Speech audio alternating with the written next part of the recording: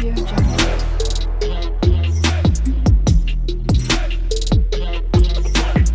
Audio Jungle.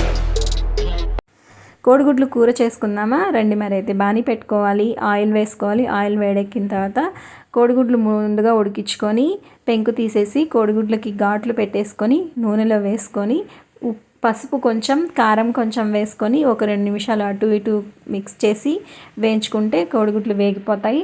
తీసేసి పక్కకు తీసేసి అదే నూనెలో కొంచెం జీలకర్ర వేసి జీలకర్ర పచ్చిమిరపకాయలు చీలికలుగా తీసుకొని కట్ చేసేసుకొని అవి ఇంకా కొంచెం కరివేపాకు మిక్సీ జార్లో పట్టుకున్న పేస్ట్, ఆ పేస్ట్ ఏంటంటే ఎర్రగడ్డ ఒకటి, తెల్లగడ్డ సగము, ఇంకా అల్లము, చెక్క మొగ్గ వేసుకొని మెత్తగా పేస్ట్ పట్టుకోవాలి. అది వేసేసుకొని పచ్చివాసన బాగా పోయే వరకు వేయించుకొని 4 టమాటాలు ప్యూరీ పట్టుకొని అది కూడా వేసేసుకొని ఉప్పు పసుపు కారం వేసుకొని కొంచెం నీళ్లు పోసుకొని మూత పెట్టుకొని కాసేపు మగ్గించుకోవాలి.